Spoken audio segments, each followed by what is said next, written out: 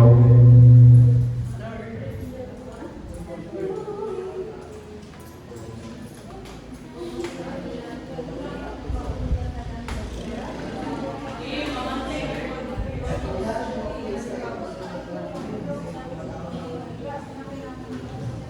Okay, so let's start by having a brief review of what we have discussed kahapon.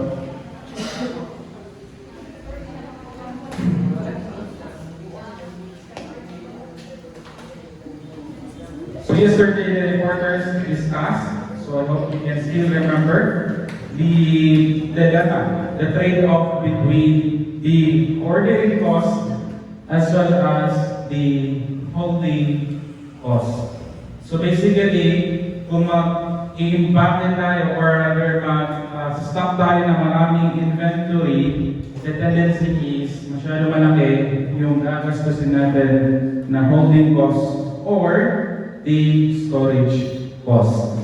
Then, marami naman tayong in order, ay makakatipid naman tayo sa ating ordering cost. Kasi hindi na tayo mag-order paulit-ulit.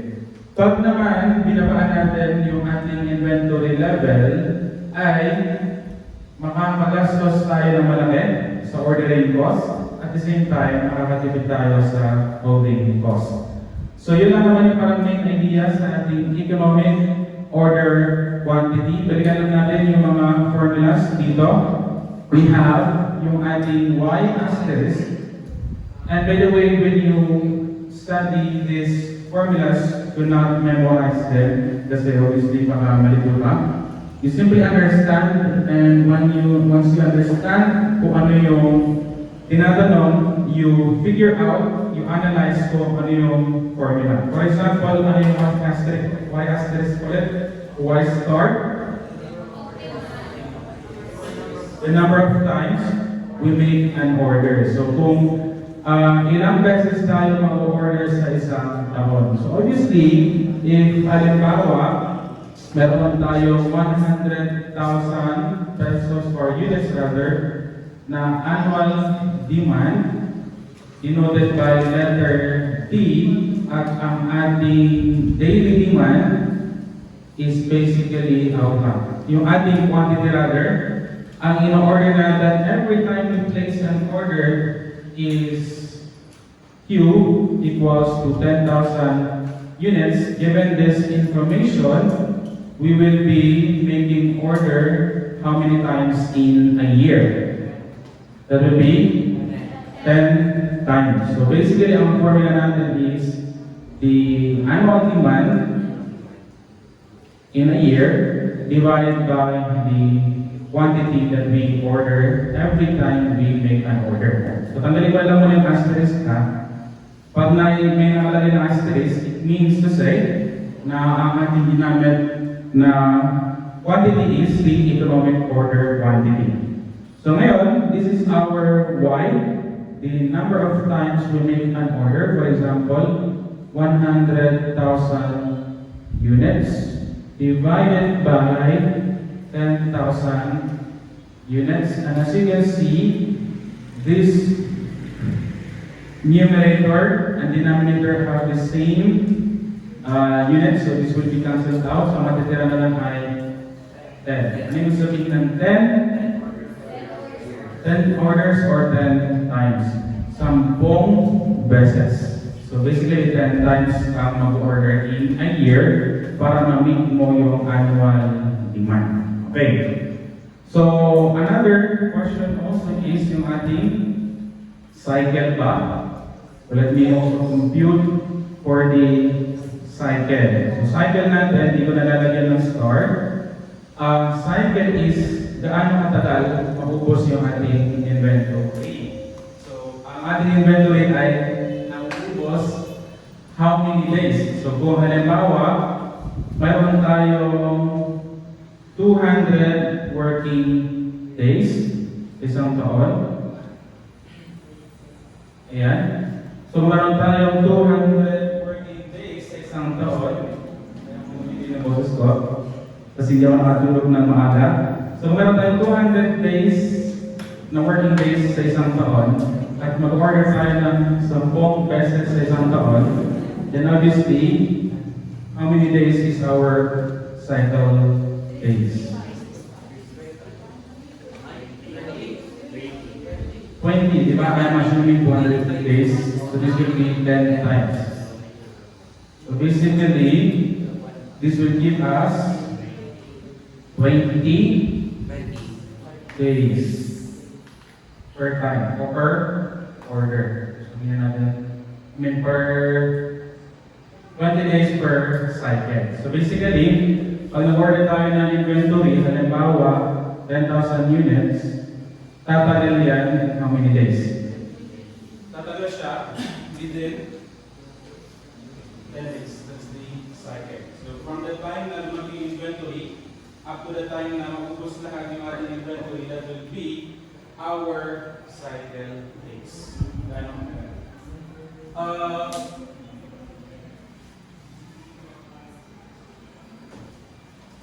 Another way to compute for a cycle is basically dividing what?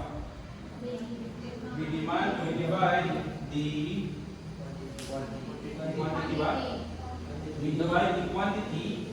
So ilan yung in-order natin every time we place an order by the daily demand. And I will use letter D to denote daily demand. It only makes sense given this number of annual demand. Okay?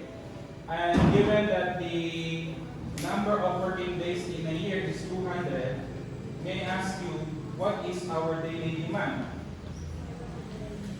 Daily demand will be, ano yung daily demand? So sa isang taon, halimbawa, 100,000 yung ating units, at ibibenta natin ito every working day. So obviously, we divide this 100,000 units by the working days. So this is units.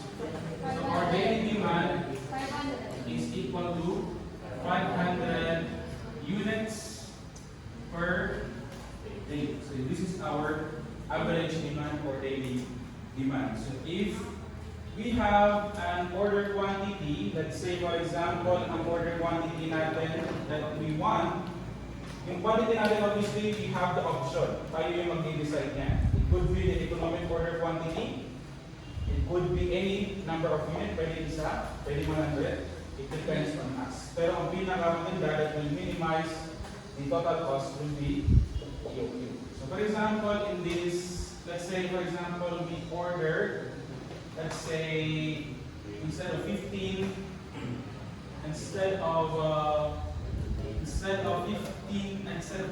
units, let's say we order 15,000 units every time we make an order. Ang ating magiging cycle will be 15,000 units divided by 500 units. This will give us 30 days. How about kung 10,000 units? Kung 10,000 units naman, ang result natin kanina ay 20 days. So yung margin dapat na lumabas ay 20 days. This is our cycle. Ano matagal? Maubos ang ating inventory. Same like for example, sa pera. So halimbawa, every week, or not every week, sabihin natin na binibigyan ka o pinapadalan ka ng parents mo ng pera at 10,000 pesos. Tapos ang spending mo every day, dahil isa kang yayamanin na bata, ay 1,000 pesos per day. So yung binibigay sa'yo ng allowance ay 10,000. Ang spending mo every day ay 1,000 pesos, no? With a breakdown ng 200 for the milk tea. Sa breakfast, ice coffee pala to. And then sa lunch ay milk tea. And then yung dinner mo, dito mo na sinasagan, 600. Sabihin na, yan yung daily expenses mo. So gaano mabilis maubos ang pinapadala sa'yo ng 10,000 pesos?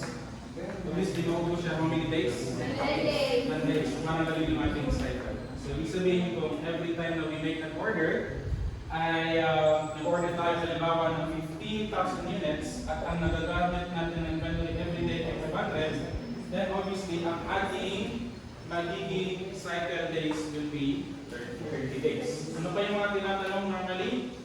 We also want to know yung ating, unahin natin yung average inventory.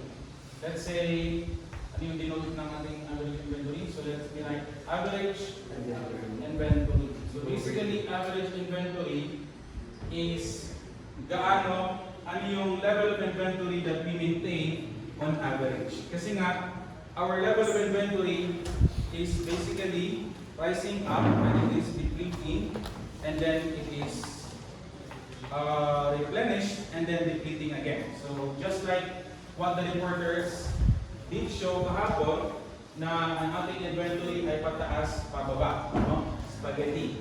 So halimbawa sa ating graph, we may denote or have this vertical axis as the level of inventory and ito naman yung ating period or the time. So starting halimbawa balance sheet year or basically nag-start tayo halimbawa sa January up to December. So ang mangyayari sa ating inventory, when we start the year, obviously we need a certain level of inventories. We will place an order, let's say 10,000 units again. So darating inventory na yan and then we will use that or spend that or sell that until ma-deplete na at walang matira. And then by that time na maubos yung inventory natin, as the reporters highlighted yesterday, ay supposedly, ang assumption natin under EOQ, ay darating na rin agad-agad yung ating inventory. So walang delay. And then it will continue to be the case, maubos ulit yung ating inventory. And then, by the time na maubos, babalik o ma-replenish agad. And then, this will continue until the end of the year. So basically, yung inventory natin ay hindi constant. Obviously, nagbabago yan. So ang ating tanong is average inventory. Magkano yung ating average inventory that we maintain? As you can see, ang pinaka-maximum na inventory level natin is only 10,000 units. And then pinaka-mababa is 0. Normally, ito yung ating beginning, ito yung nagiging ending. So if you are going to compute for the average, that will be a line in between all of these graph. So basically, we are able to compute that by dividing 10,000 units plus 0 divided by 2, that will be 5,000 units. So this will be around 5,000. Ito yung ating average inventory level. So basically, our formula for the average inventory is the number of inventory that we ordered divided by although sa discussion natin ngayon, ang assumption natin is nauubos yung inventory natin na zero. At sa ating chapter, yan lang yung i-discuss niya. Hindi na i-introduce yung tinatawag nating safety stocks. Hindi ko ito i-introduce or hindi ko ito i-discuss in detail kasi I asked the other sections if they can include this in their discussion.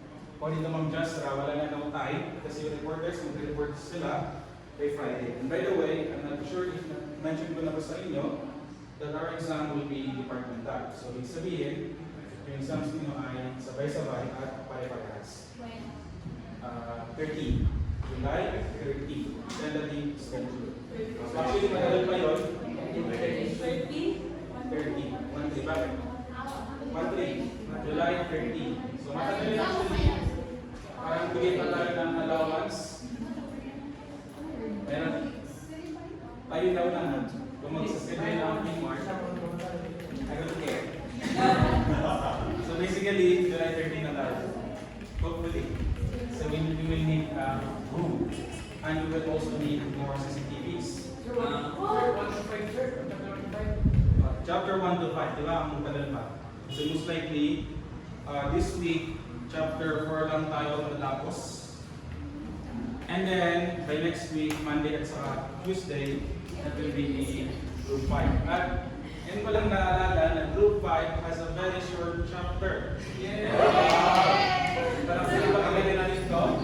Safety stocks. Parang walang oras. Chapter 5. Ano? Chapter 5. Ano yun? Chapter 5. Group 5 is the last group.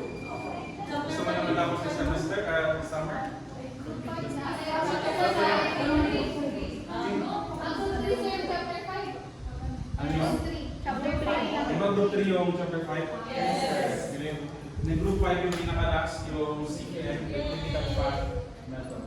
So yung mga, ito yung mga part at sa CPM, ano na lang muna kayo ng YouTube para may idea kayo. Before kayo magbasa ng libro. Para may idea kayo kung ano yung part at sa mga CPM. Okay? So meron tayo average inventory for a year. And then the next thing you want to know is magkano yung ating cost of holding inventory annually. So yun yung ating, ano yung dinukita yung word or term or dadagdag lang muna? For the total holding cost. Yung mga lang THC or THC rather. Annual holding cost. Annual holding cost is magkano yung nagagastos natin for each inventory, yung total na nagagastos natin for each inventory is storing there. Gets niyo yun? So basically, di ba yung inventory natin complete? So para ma-complete natin yung holding cost, i-average natin yung average balance ng ating inventory at i-multiply natin yung average balance of inventory by the holding cost. So example ng holding cost would be opportunity cost. Opportunity cost. Okay? So bakit nga pala, di ba napansin niyo sa quiz, yung holding cost sa quiz natin kahapon ay nakadepende sa product cost. So halimbawa 50 pesos yung purchase price, tapos sabi na dito is 8% rather is basically the holding cost. Tama? Yes. So, halimbawa, ang 8% nito is 4 pesos.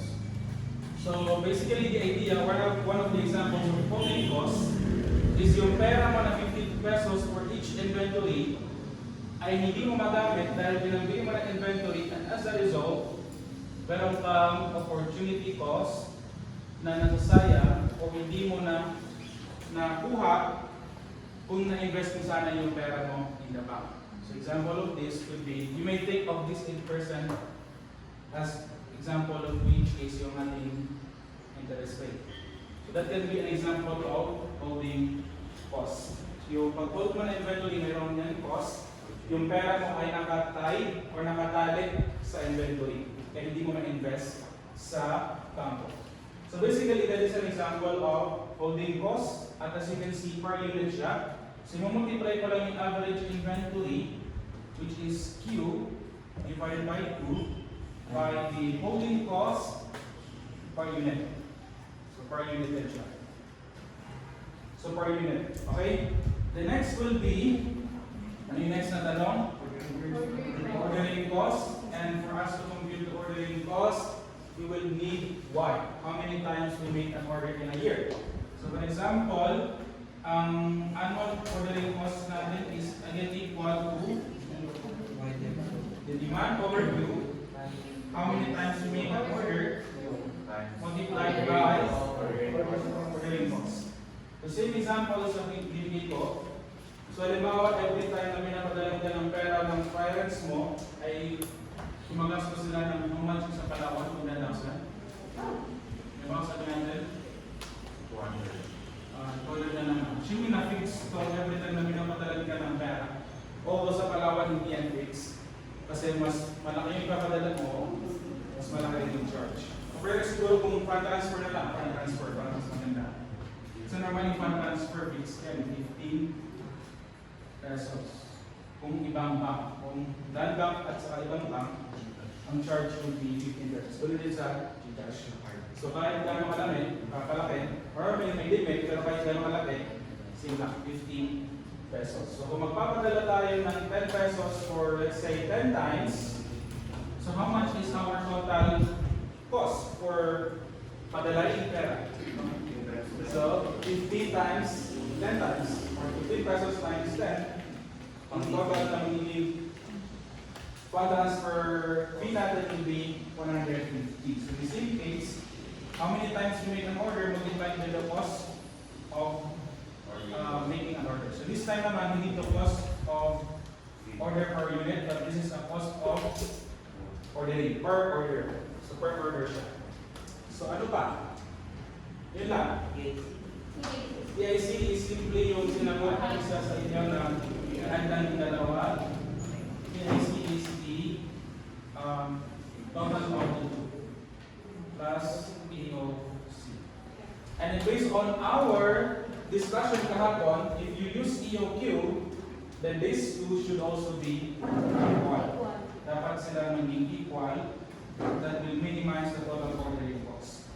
Pero pag hindi mo ginamit yung EOQ, then it would be mas mataas si annual ordering cost kaysa sa annual ordering cost, or maybe mas mataas si annual ordering cost at saka si annual ordering cost. Why we have to keep discussing all this? Kasi mga tanong sa economic order quantity, hindi lang naman puro discussion lang or puro combination lang. It could be theory. For example, let me ask you, ano magiging effect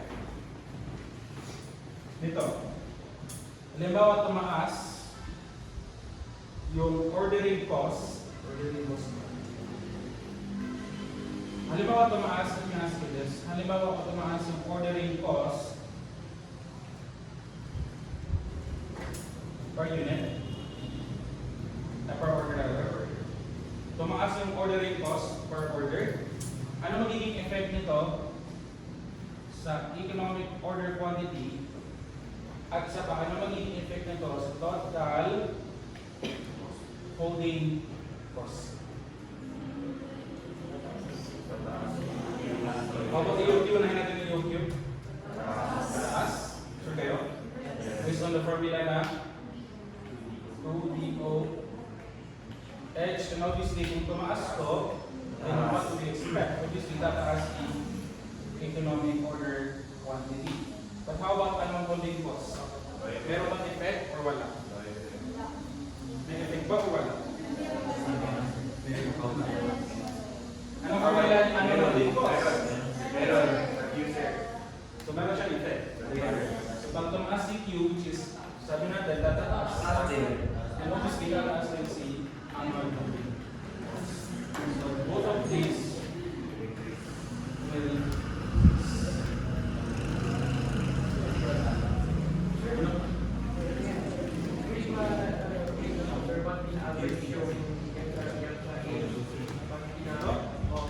annual holding cost, bakit pina-average? Kasi nga, yung inventory natin ay hindi siya fixed. Diba naka-fluctuate? So for example, sa partnership, lang ko yung partnership? Partner lang.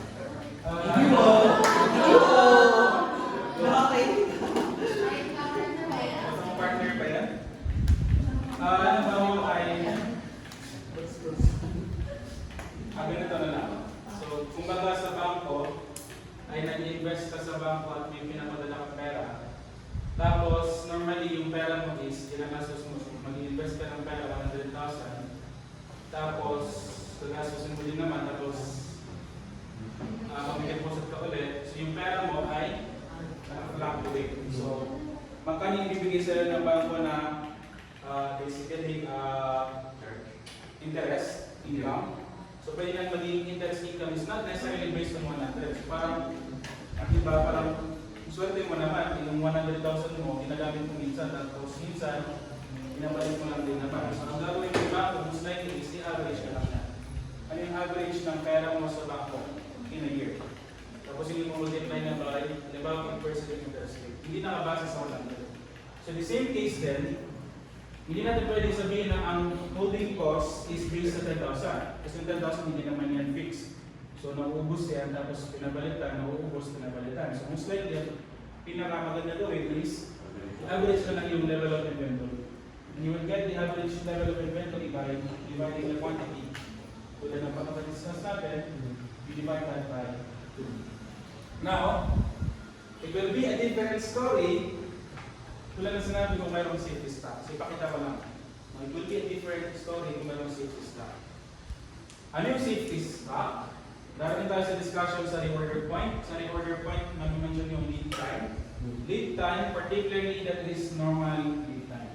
Sa Shopee, ano yung normal lead time? 5 days. Normally, tumarating yan siya 5 days. Minsan nadidelay, ang pinakamatagal siguro ay 7 sabihin natin 10 days. Pinakamatagal siguro is 10 days.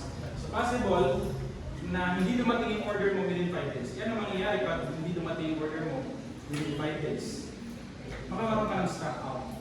So para magkaroon ka ng safety, kaya natin tinawag ng safety, in case na matindi yung inventory mo, meron ka ng safety stocks. So the idea is that you will not let your inventory go down to zero. You're going to maintain a certain level of inventory. Let's say 2,000. 2,000 is your safety stock. If that is the case, average inventory will be different. Average inventory will be 10,000 plus 2 divided by 2, that will be 6,000. But it may be asked, para magiging detail mo siya, discussion go. It may be asked, does safety stocks affect our economic order quantity? Does it affect our economic order quantity? So, halimbawa, kung kinasa natin yung safety stock, will it affect our economic order quantity? Yes. That's the reason bakit it is. Normally, if you understand this one, you can just say same thing. Bakit? Okay. Kasi percent pa lang tayo. Okay, so kailangan, magdating nila lang ng mas 2, mas maganda. Kasi kailangan introduce pa sa inyo. As a cost accounting, na-introduce pa sa inyo yung relevant cost. Relevant cost. Relevant cost. Okay. Ano ibig sabihin ng relevant cost?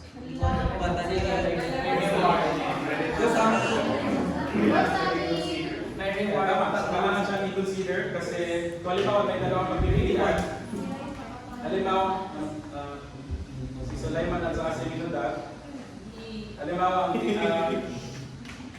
pangalan mo ulit? Amina. Amina? Amina? Sure ka? Halimbawa si Amina ay naghahanap ng gwapo.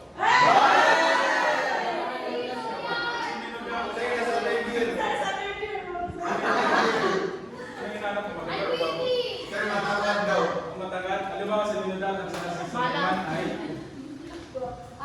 pagpipilian niya. Lahat sila gwapo. Yung pagiging gwapo pa nila ay relevant. And the decision of Amina, well, I would say na kung lahat naman sila gwapo, hindi naman siya magiging relevant yun sa decision making niya. Unless, i-judge pa niya or i-rate pa niya kung ano sila gwapo. Wala naman siya na both sila parehas na magdalagal ng kagwapo, hindi na siya magiging relevant. Pero kung titingnan is, ano yung type mo sila natin?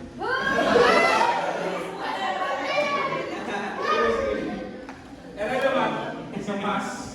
Irrelevant is basically kapag hindi siya nagbabago within alternatives. So, parang yung nakahanap mo sa kanya ay nandun din sa kapila. Diba? Parang naman rin siya ikaroon ni jitter. So for example, sa EOQ, you want to look at the level of quantity that will minimize annual holding cost and annual ordering cost. So yung quantity na yun, it could be 10,000, 11,000, it could vary, parang variable yan siya. Now, so sabi natin that the safety stock is not relevant because yung holding cost na yung 2,000 na to, yung holding cost niya, is hindi na mabago yan. Bakit? Kasi fixed yan eh. So kung taasan naman yung order mo, let's say yung 15, so magiging total inventory will be 15 plus 2, that will be 17. Pero yung ordering cost nito, itong safety stock na to, this is still part. Hindi nagbabago yan kasi fixed yan eh. So basically, it will be considered irrelevant. So pwede i-ignore lang natin in our publication. Kahit i-consider mo pa yan, it will not necessarily affect our decision. So, yun, if itatanong man, which is hindi naman itatanong kasi hindi na-discuss sa inyo, kung nakaka-affect ba yung safety stock, you can answer, no, hindi siya nakaka-affect sa ating formula. As you can see, walang nakalagay dito na safety stocks. Okay, so this is just a review Kasi the next discussion will be the order point, and I hope you do not memorize the formulas. Sir, Explain ko muna kayo. Sige. Eh, pagkain. explain ka nyo natin, i-eval na lang. Ibigay ko sa kanila. Oh, yes. Okay, hi guys. Okay. Burno. Ha? Iyan or pagkain. Yeah. So yung maunang magtaas ay yung maunang magtayo at saka sasabihin yung sagot na sila yung may prize. Okay? What is that? Makompitisyon kami. Wait lang, ito yung muna natin. Buto, nabog-buto. May ba?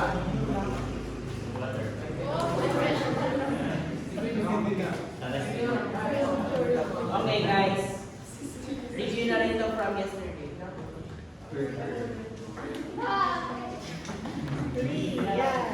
Sige. I'm expecting na lahat, like binasa nyo na lahat kahit hindi pa nataanan. Yan yung yan yung kukuhan natin dapat. Goal ni Sir, di ba dapat na before discussion na nakapagbasa kayo? Sige. Guys, nagpaka-chanta nyo yung pasil ng chanta nyo pasil sa real or fake. Sige, 3, 2, 1, go! Real or fake? Sige. So, wait lang. First question. I repeat na yung maunang tumayo at masabi ng sagot na kayo makakuha. Ikaw yung definition. In ROP, we assume that the demands and lead time will stay, parang fluctuating throughout the, periods. Real or fake? Ay, nababayan. Nakikinig ko. Fake. Sige.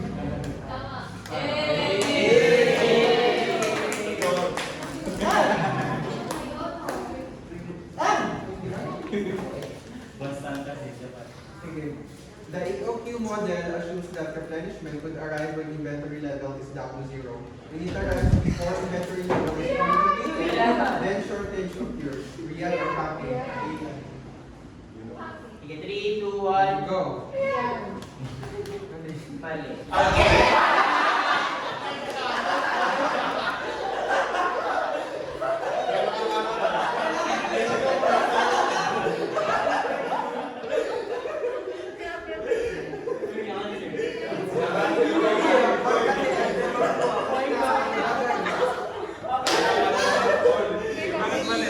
Bakit mali daw? Sige, bakit mali? Ganun. Sige, repeat ko. The Mali siya kasi mali daw si Sulaiman. And then, read the question. The EOQ model assumes that replenishment could arrive when inventory level is down to zero. When it arrives before inventory level is fully depleted, then shortage occurs. Hindi, shut up. Turn us.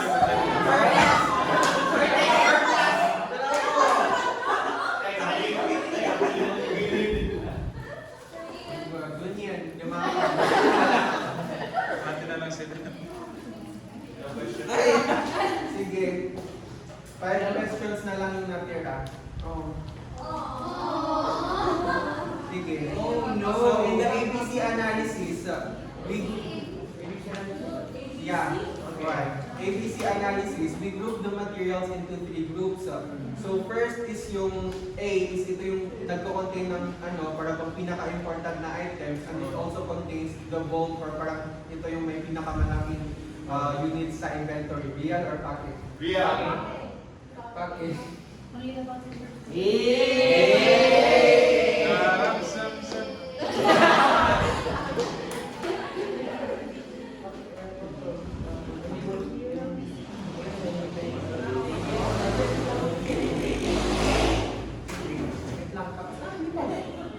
So in EOQ na parang we ignore quantity discounts, real or fake?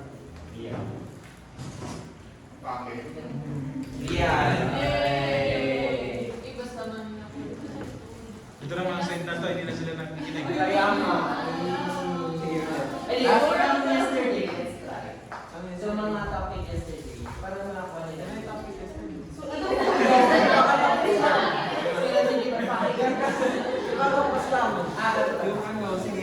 In quantity discounts na, since we avail quantity discounts na, ordering costs are usually lower than when we do not avail quantity discounts. Rian or Taki?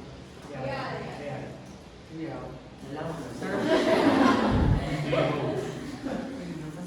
Yay!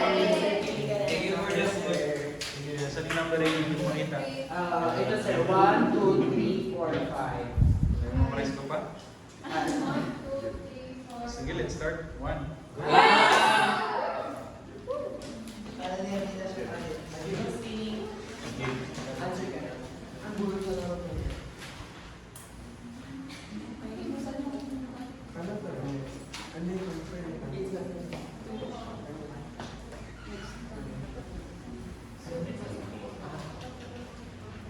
So, good morning everyone. We will now be discussing the order point, which is the second topic topic for chapter 4. So, the order point is simply a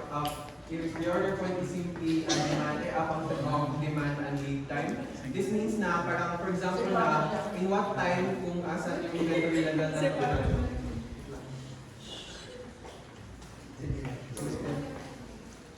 the order point is na ito yung point in time or yung point in the inventory level. In time rin kasi na we assume that the demand per day is actually constant, diba? So for example, yung annual demand spread evenly throughout the cycles and spread evenly throughout the working days na ginaato ng each cycle. So basically, na parang at one point in the inventory level, will we actually make orders para dumating siya on time. So for example, let's say 6 cycles in a year, di ba? Like 6 cycles, but 60 days. 30 days, considering na 360 yung hindi 365. So for example, na yung lead time is 10 days, we need to make sure na, for example, na before those 10 days actually come, or before the unit in this calculation of ROP na, when we actually reach that point na maka-order na tayo. So for example na 10 days yung natitira and then 30 units yung ROP natin. Within those 10 days, we actually expect na yung demand will actually stay constant and also the lead time for it to arrive. So when it is constant na parang we will using the ROP formula na walang mangyayaring shortage or surplus since yun naka-constant sila at we have already calculated na by this time na darating yung order. So yung formula for this one is ROP is simply equal to D times L. Short D meaning na demand per day, which is yung sa discussion natin is na annual demand divided by working days or hindi siya given na 365. And then lead time na this is in days or in weeks. So yung multiply natin siya na we will simply get the ROP.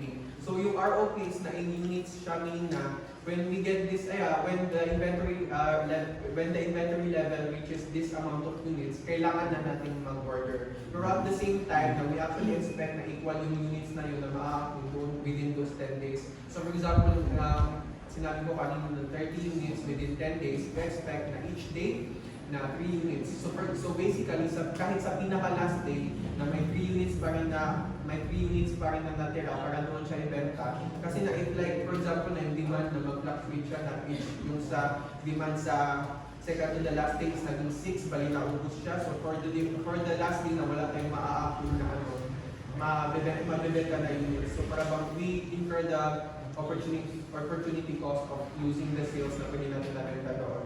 Which is na-transfer sa initial day, parang same lang, pero still, wala tayong nabenta sa day na yun.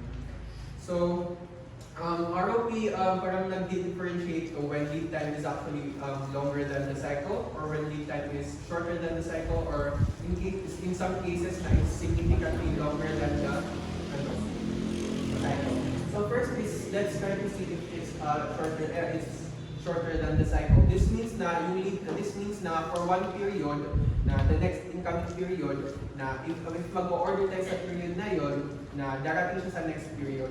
So for example, if demand annually is 1,000 and then the lead time is 10 days and each cycle is 73 days, we get the ROP of 2.73 times 10 or 27.4 units. Where let's say na 27 days. So, for example, in that period of January to February, when our inventory level actually reaches 27.4, kailangan na natin mag-order kasi na we expect na yung 27.4 units na equally distributed throughout those 10 days. Pero what happens when lead time is actually longer than the cycle. So this means na within the next 2 cycles, na even if mag-order tayo dito, na hindi siya darating dito sa cycle na to, which is something na we want to avoid, kasi na if hindi siya dumating at the exact time na mag-reach ng inventory level, na makaka-incur tayo ng mga opportunity, mga costs wherein, for example, na we have to keep track of the fact na nagkaroon tayo ng mga shortage costs at saka mga whatnot because of the fact na hindi siya dumating directly, specifically on time when we needed. So parang just in time siya na concept na parang kailangan natin siya doon na siya dumating so that we will not incur costs. Kasi na, yun naman, that's the whole point of business, we will lessen the costs. So, what we will do is na parang if lead time is actually shorter than the cycle, we just simply need to deduct, meaning nasa at 17 yung L natin na bago, which will be 17. So, ang i-multiply natin doon sa D is 17, and then we get the answer of 46.58 units. Pero na kailan yung 46.58 units na yan? We will actually make that, for example, let's say 6 periods, 60 days, January to February, March to April, May to June. So when we order dito sa January, na when inventory level reaches 46.58 units, na ang order na yun is hindi siya for the next na March to April, but for the next siya na May to June. So yung order natin sa March to March, April, doon siya galing sa last year, November to December. So parang nag-skip siya ng buwan. So basically na masyadong advance yung pagka-order mo kasi na you know na sa cycle na hindi siya darating directly after the next cycle but the cycle after the next one. Ganon. So, gets nyo? Parang yes. May tanong kayo? Kasi na hindi siya darating. So for example, imagine mo sa 60 days na yun, hindi siya darating. I mean, Si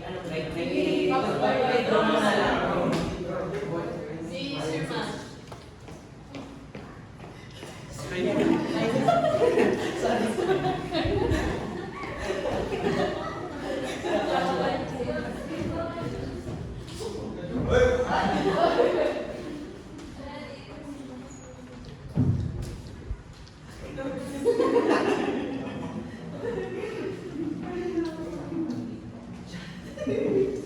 Hindi makita ni Javier.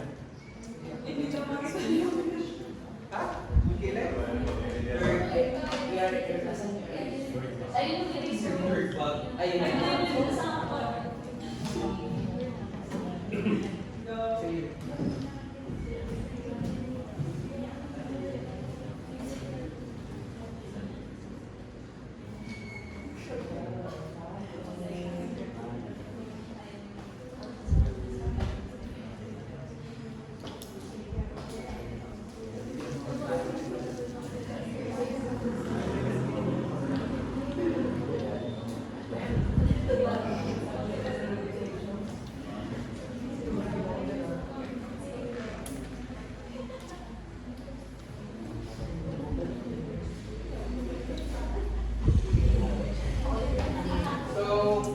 For example na, let's assume na lang na ito na 73 days to reach, diba? So for example, dito, when inventory level reaches 0, kailangan na yung order natin is na dumating na siya, bago ma-start yung cycle natin dito. Kasi parang mabibenta ko gano'n. So di ba, 90 days pa siya darating, and then yung ano dito is 73 days. So even if mag-order tayo dito sa pinaka-first na day sa January, darating siya dito is na mga 17 day pa dito. Well, hindi siya darating dito when we expect na mauubos na siya within these 73 days. Kasi di ba yung 200 units na yun ay pan-distributed siya? Bali mauubos siya within 73 days. So sa period na to, na wala tayong inventory. So kailangan na yung period na to, na i-adjust natin siya dito. So basically, pag mag-order tayo dito within the 46 unit, like yan lang yung natira sa inventory level natin, na itong 17 days plus itong 73 days na to, na di ko siya darating sa exact time na to. Bali, itong cycle na to na may 200 units tayo dito, hindi siya mag-start dito yung pagbenta natin. Yes mo? So yun. So, if you're asking pa kailan darating siya dito, na same siya dito na if, for example, nasa 200 units natin, na ang natira lang is 46. So yung order dito is dito para dito siya sa second cycle, and then yung dito is na dito siya sa ano na cycle na to. And then yung dito na naman is nagaling siya na, yung dito na naman is nagaling siya na dito. So may skip doon, kasi hindi siya exactly na 73 days siya more than the cycle siya for yung dadating na order. So, parang same concept lang kapag yung L is much longer than the cycle, which is if yung sa example na to na 180 days pa siya darating, meaning na sa sample dito is na dito sa 73 na to, and then sa 73 na dito, bali 146 siya. Bali dito na naman sa September to October, doon tayo magagawa ng order na parang let's say sa point na dito kung asa yung inventory na ilan na dyan. 90? No, yung ROP. So, kapag inventory level dito na 93, doon tayo mag-order kasi na 180 days pa siya darating. So, 73 days plus 73 days plus yung dito na days na mga 36 days dito na doon pa darating dito sa exact point in time where masisiro yung inventory for marketing dito. So, yung order dito na naman na dito siya for, hindi siya, dito siya sa July to August, bali nag-skip ko ng 2. So for every order na, malalaman nyo lang na ang thesis niya na quantity is the number of times na nag-deduct kayo doon sa lead time bago pa siya maging lower than the cycle. So sa stop kayo mag-deduct na mas lower na siya sa cycle kasi mag-deduct pa kayo ulit na magiging negative na siya. So yun siya, parang dyan sa example na yan, when L is equal to 180, dahil 2 times kayo nag-deduct, so 2 periods yung isi-skip nyo, para yung order nyo is dito siya sa third income cycle. Good. Okay, so fun.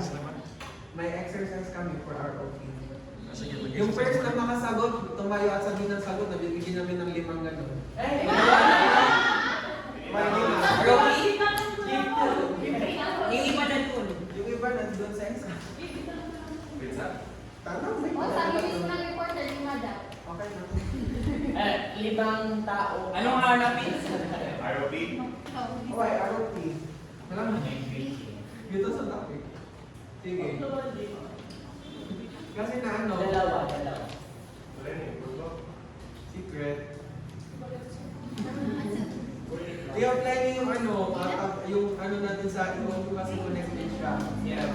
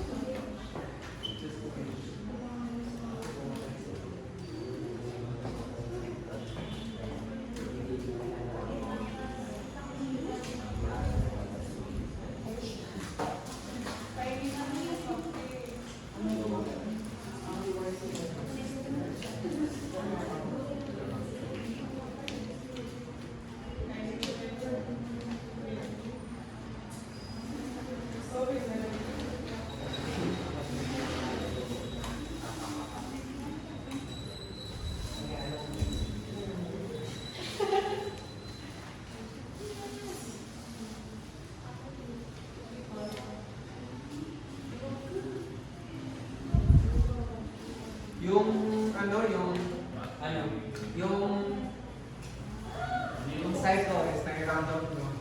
Yung? Cycle. Full number? Ha? Cycle? Phone number.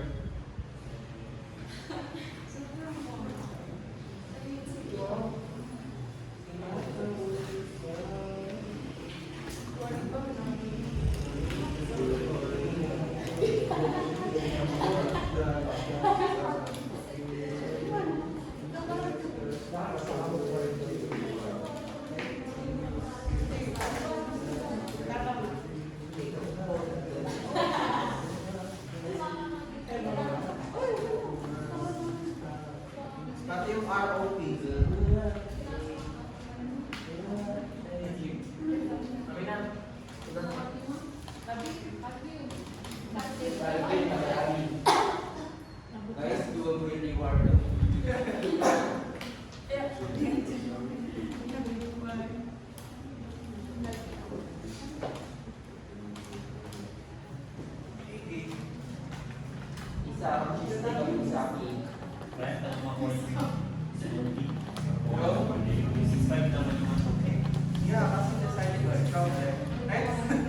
problem is silent.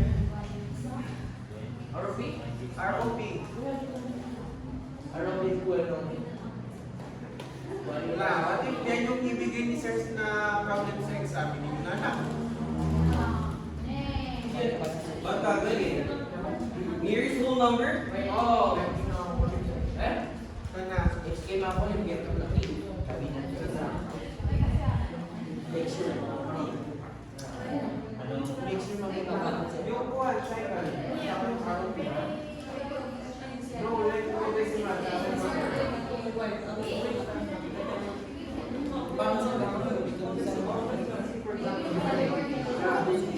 But my sisters are okay na. Di ba, bawal yung mga di ba, di na yun. Tapos, sa 70 days na yun, napag-order ka sa days na yun. No. Pero kung compare ka sa dito, baka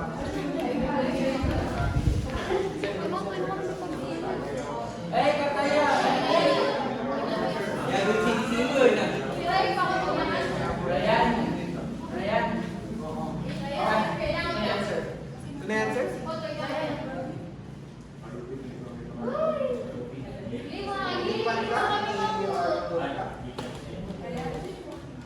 Ayan, si Ren. Ano yung sagot niya? Ilan ka lang?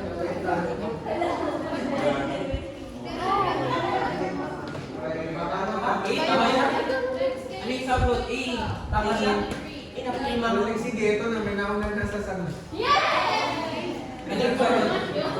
So, yung solving is ganito. Solve for EOQ muna. Ikaw. Kailangan kita. So, 120 units. Yan, nuggets mo na yan. Yung 15.6. Ano? And then y is 8, cycle is 1. Tama din ako. And then the answer is 73.64 or if ni-round off yun na 75. Pero tama ka siya, no? Tama siya.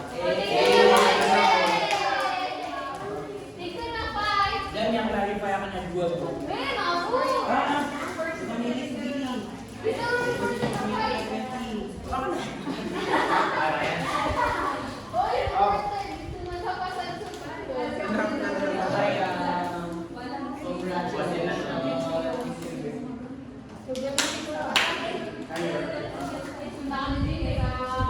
Yan sa reward ko.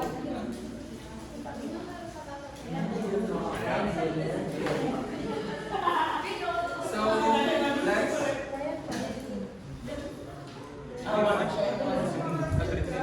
Ayan. Sir, may hindi naka-report to share sa Chester Oh! Kailangan mo po at Oo. yes, so ang na-complete mo na for example na for instance is magiging 1 second siya. Kailangan na lower siya kasi malalaman mo na ano para mag which point in time mo siya i-calculate. So for the in kasi na hindi mo siya isang longer than the cycle siya, like mag-unit mo na magsusugat ka ng ano mo unit yung demand per cycle pa. Like diba for example sa first is na 200. So yun, 200. 15 orders meaning na anyway, yung cycle is 8, diba? Diba 8 ka? Bali each cycle is na 120. So if mas longer siya sa cycle na susuprayan ng 120 units. So parang confusing siya ganun. Pero walang effect ng kaya. Bakit hindi ka lang ito? Like for example, what you divide mo, 1 times, ganyan na. Ano? Di yung ako yung kasi, for example, yung una, pinakakuha ko dyan, is hindi mas malaki pa rin sa cycle mo, yung hantay mo. Like, if one dyan, sa pagkuha mo sa pagkuha mo sa hindi mo makakalakuha, for example, 8 times, yung 1 pa rin, yung equation pa rin dyan ng kung ano, kasi mo gamitin ko, so pinakamababa talaga. Maliit na. Sige. So next we have quantity discount analysis overview reported by Maria.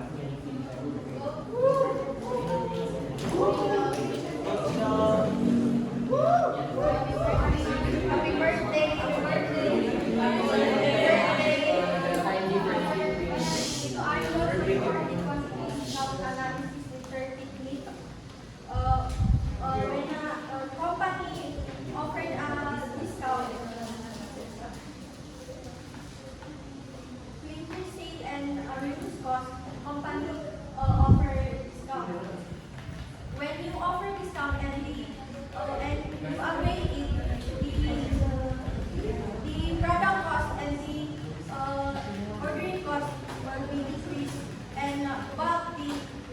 cost increases because when you avail discount, the quantity that you bought is higher, so the holding cost will increases.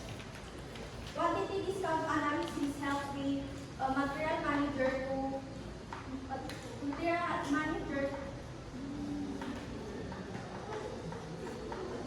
whether the offer is to be availed or not availed. And also it will determine if the cost, what order cost, the total cost will maximize kung saan sila less ng gastos. So, para malaman nila, gagamit sila ng quantity discount analysis. So they will use the formula total cost, which is total cost is equal to product cost plus annual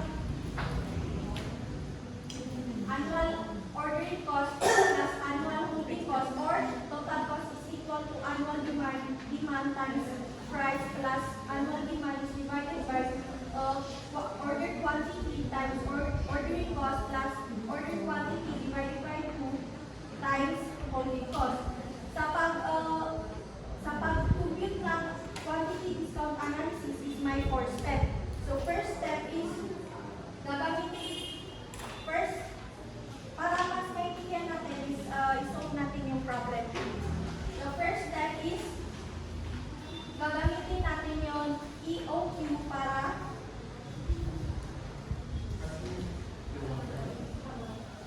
i-derive natin yung order cost using the EOQ formula.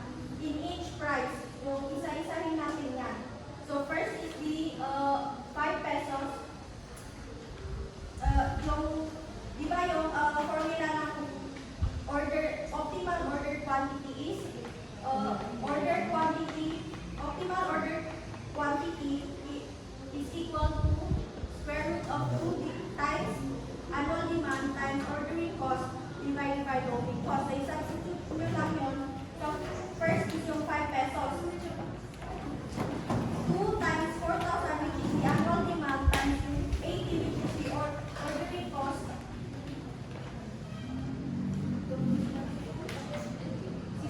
Nasa handouts nyo lang. So, divided by 1, yung 1 is yung holding cost. Na-compute yan through yung price na 5 times at 20%, yung 20% is given sa problem. So, it's equal to 800%. Then, yung pangalaman naman ng price is yung 4.75. Then, substitute nila yung ginawa sa first. 2 times 4,000, which is the annual demand times 80, the ordering cost divided by yung 0.95, which is 4.75 times 20%. It is equal to 821. Then, yung last na price is yung 4.50. Then, gamitin nyo lang din yung formula ng quantity, optimal quantity, ordered quantity. So, sa step 2 is, di ba nakalagay na yung mga optimal order quantity. So, i-qualify mo kung qualify ba siya sa discount or hindi. Yung tatlo.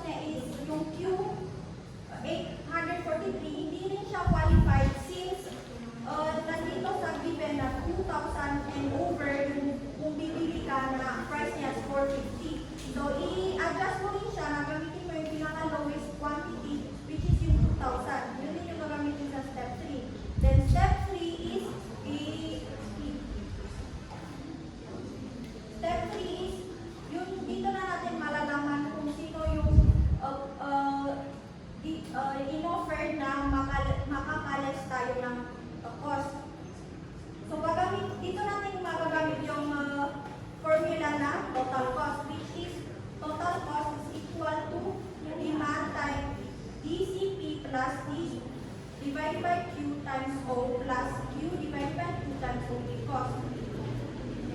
Then,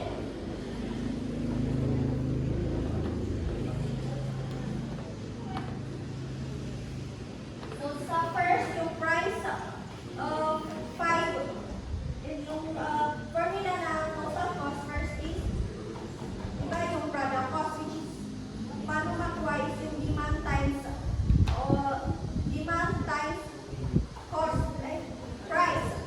So 4,000, which is given yun, 4,000 annual demand times 5 yung price, then plus yung 4,000 na demand divided by 800, yan yung sa step 2 na qualified, then yung magamit natin yung step 2. 800 plus 800 yung Q divided by 2 times 1. 1 is yung holding cost, which is na compute natin yung sa step 1. Then plus lang na 20 plus 400 plus 400, which is 20,800. Then yung pangalawa, substitute din siya, which is 4,000 is the demand, annual demand times yung price ng 4.75 plus yung 4,000 na annual demand divided by 1,000. Yan yung in-adjust natin. Hindi natin magagamit yung na-compute natin sa step 2 kasi hindi nga siya qualified. So, gagamitin natin is yung in-adjust natin sa step 2, which is yung 1,000. 1,000 times 80 yung ordering cost plus 1,000 yung Q divided by 2 times 0.95 is yung moving cost is equal to 19,795. Then yung last, yung price niya is 4.5.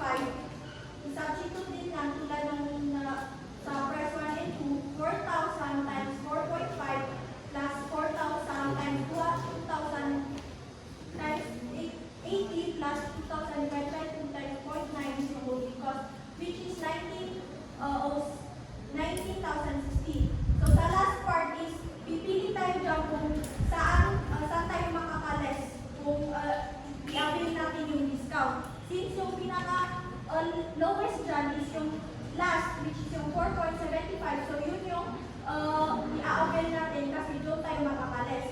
Kahit na yung 5 is optimal, which is meaning yung optimal is maganda sa business natin, is di natin siya pipiliin kasi ang malaki yung magagastos sa total cost. So yung last yung gagamitin.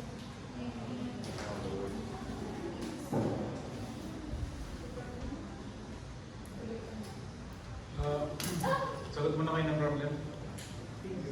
Problem number 4. Kaya sigward mo na. Problem number 4. Yeah, would you like?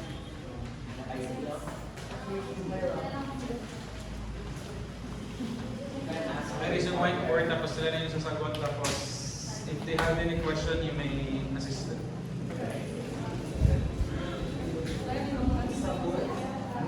Sa sagot niyo. Yung sa end of the chapter. Ano? Hindi, sa mamaya pa yung quiz.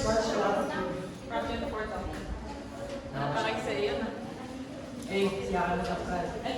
Kasi bagilan na may pag-analysis ka.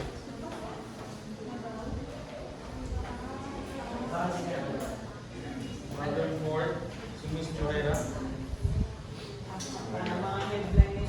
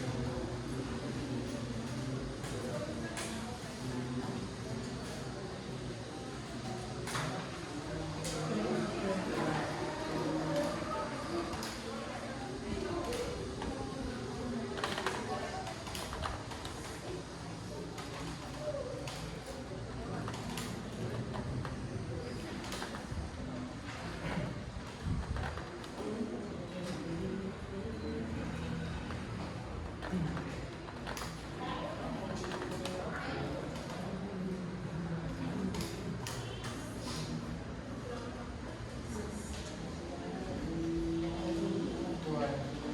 round up yung tanong na up to 4 decimal places of yes.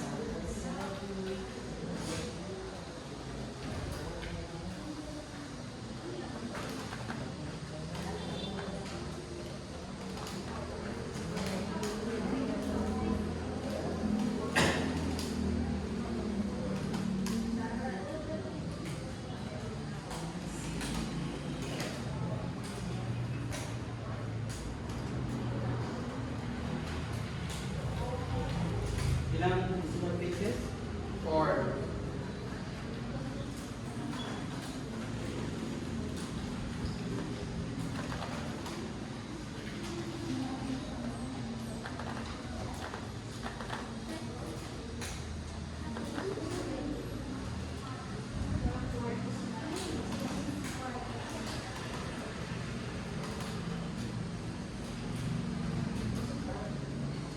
Wala ka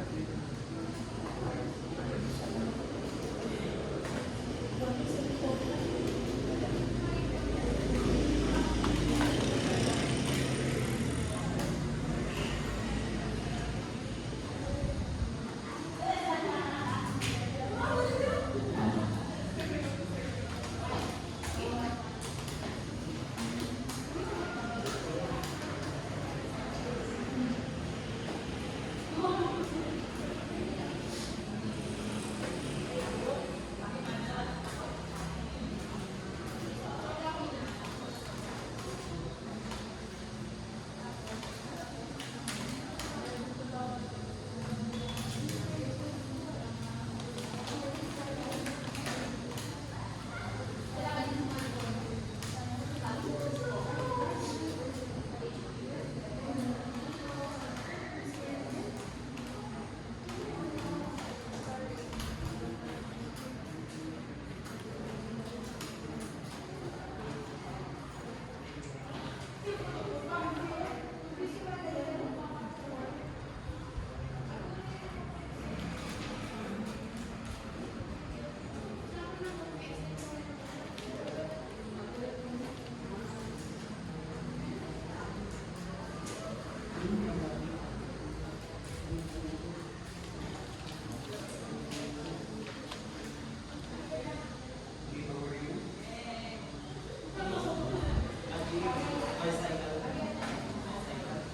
Cycle wala.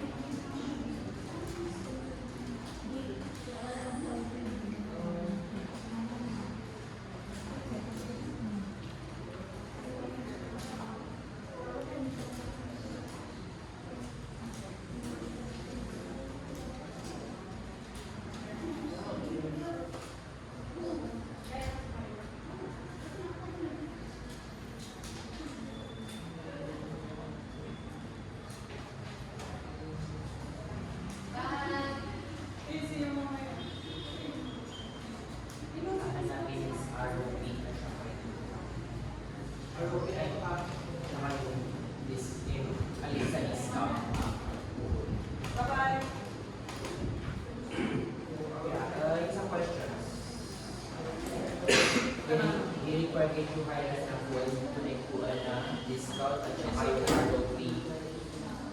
First step one is the EOQ, second step is yung... Uy, ano yung second step? Oh, total inventory. Hindi, last step na nga yun. Last step na yung choose. Hindi, First step na third na yun. Third na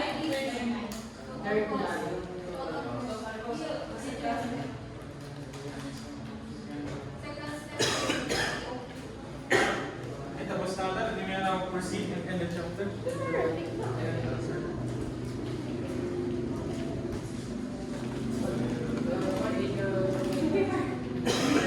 Ano yung...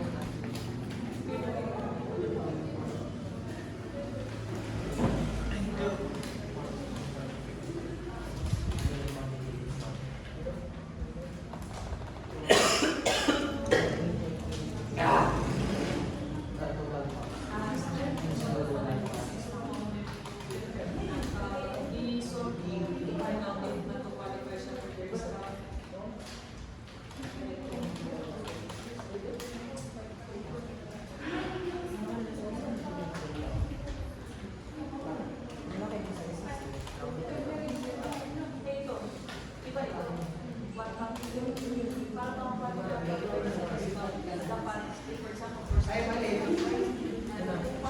Tapos ano pa nga, kala ko na 5 pesos. Now, sorry. Pero like tama, confident yun.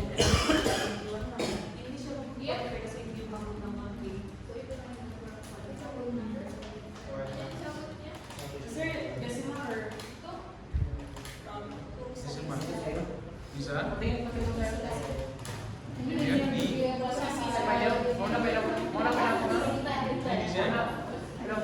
Total inventory cost. Ay, PC. Wait PC mo or to AC? Wait lang. Ano order mo? PC mo or to AC?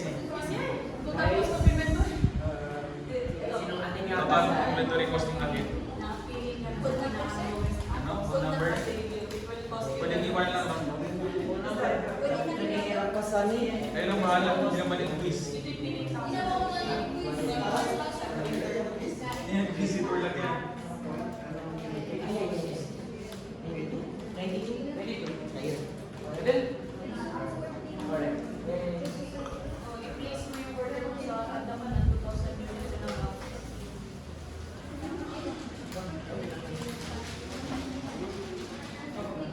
May answer copy na?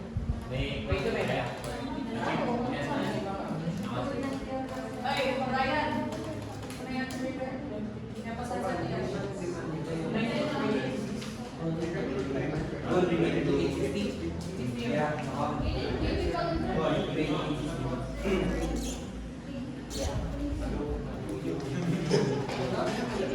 Okay, siguro nasagot na ang iba. Pwede na tayo mag-proceed. Yan ang word 2 na naman. Number 2. Ito na yan, sir, yun. Correct sila. 2860. Ito na yung araw video. May ba-RP guys?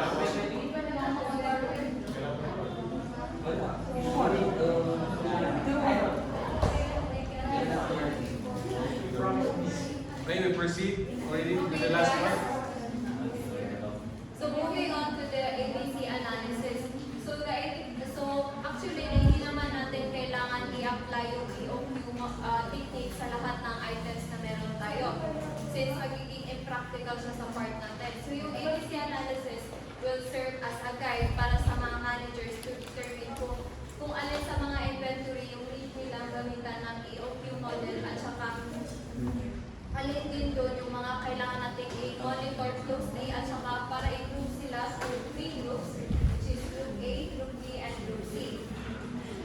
So Group A is the items that should be closely monitored since they are critical sa operation natin. So, gagamitin natin sa Group A yung EOQ technique at saka though despite na maliit lang yung inventory na meron tayo sa kanila, we have 10% of inventory sa EOQ, pero na meron malaki yung monetary terms natin sa Group A, which is 70%. So sa Group B naman is sila yung mga items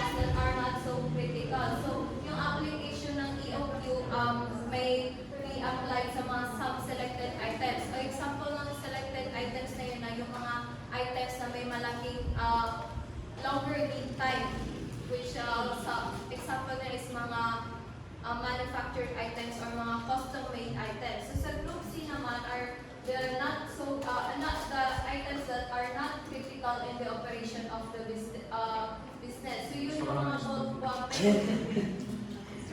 So yun yung mga items na may marami tayong stock, pero despite na maraming stock, na maliit yung cost nila or yung monetary terms nila sa napapasok sa business natin. So para mas maintindihan nyo is ito yung sample problem niya. So meron tayong sa group, yung total items natin is 1,300. Doon sa group A, na meron tayong 10% ng items dito, which is total na is 130. So, ang monetary value niya is 16.1 million, which is 70%.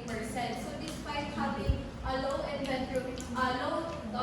inventory, na malaki pa rin yung monetary value na papasok sa atin. So, if ever na maka-incur tayo or may mangyari hindi maganda sa mga items na to, na magkakaroon tayo ng malaking loss sa business. So, sa group A naman, is meron 20% ng number of items natin, then yung value din niya is 20%, which is 4.6 million. Then, sa group C, despite having may mas malaking inventory compared sa other groups, na meron maliit pa rin yung monetary value niya, which is 2.3 million. So, in other words, now we should closely monitor the group A despite having less inventory stocks kasi na mas malaki yung inventory, malaki yung value na papasok sa atin. Well, in group B,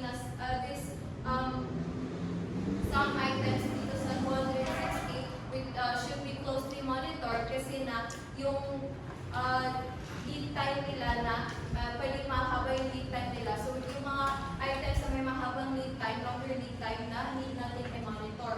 At saka, these items na need siyang gamitan ng EOQ models. So, that is all. Hindi siya constant. Yung mga percentage. Yung percentage na hindi siya constant. Baka- Given lang siya. Given siya, depende sa given siya problem, over like, time. dito ang importance nila ito na to. Ano yung usually na lang kung sa mga edition natin Kaming purpose. Basta doon yung gagamitan mo ng EOQ mga items. So, pinakamalay part So, yun yung magiging demand mo. Pantay nyo guys, so far, yung nagkaliwan sa RFP, yung maganda na yung magiging demand mo. Guys, familiar kayo sa Pareto phenomenon. So, parang, so 80-20, so bale, So, like, sasabihin, ano so bale, so 20%. Diyan. Diba? For instance, di ba yung number 5 yan? Di ba, unit yan? Oo. Na 130, assuming na yan, pinalakas ka important, that means na like 90, na yan yung magiging demand mo if pag-gusto mo. You have according dyan sa sample problem na may 1,300 items ka. Kung dyan na 130 na, hindi na lahat yung importante. But I don't think like specifically said sa problem or like, let's ask sir if kasi na parang, email lang dyan, nag-separate niya lang ata kung ano yung composition ng 15 million at saka yung 1,300 na items na yun. Doesn't necessarily mean na ano ba, parang yun talaga mismo yung demand. Parang sila lang muna. Pero nung ginamit dyan na i-open, na yung nationalize is kasi na yung constant ba, yung na constant yung demand. So since then yung 2K items namin, possible na like, lahat sila ng network usually. Yes, no? So, my answer is, I think so.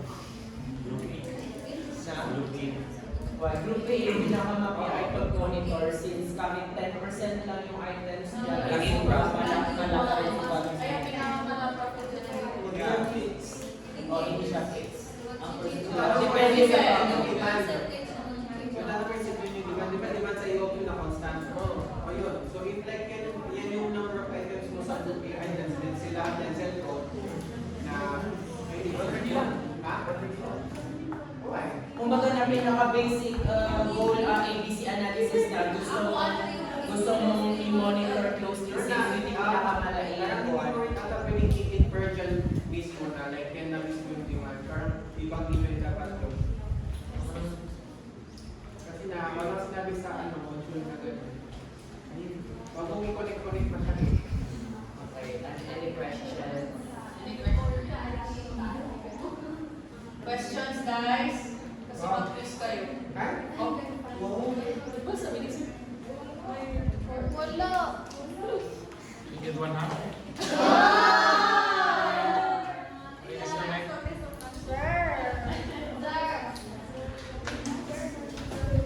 Hindi ko tataglan ng chocolate. Hindi,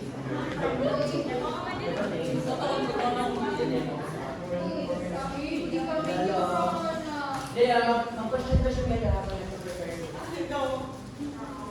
Ay, parang ito, interact, ano. Habang busy ka na sa wanak na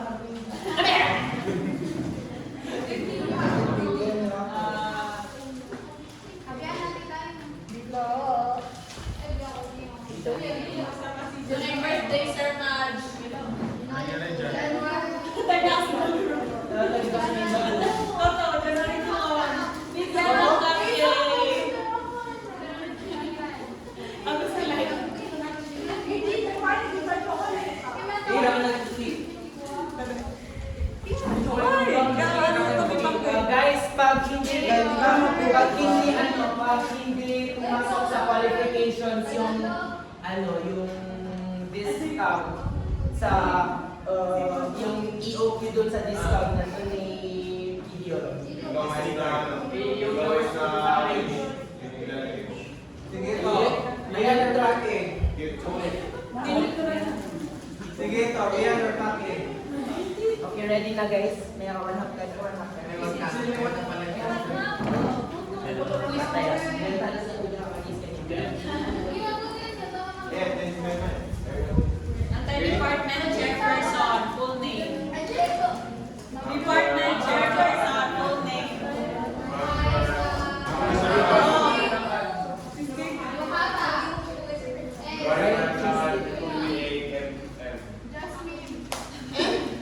Pwede makakuha guys. Sticker. May cheesecake kung sabi.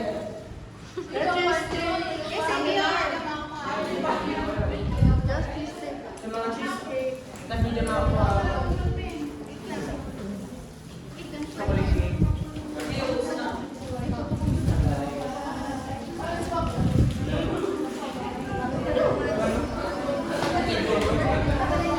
Doon process.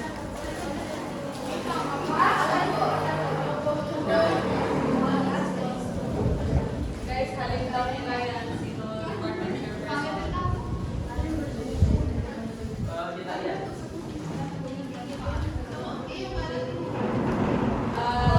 Carefully study. Ready na rin siya.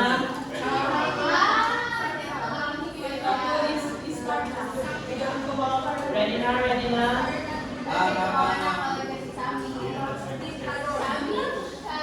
Guys, one seat apart.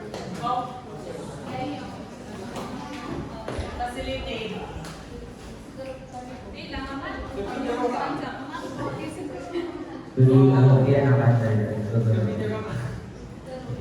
Guys, go. Okay, why muffin apart?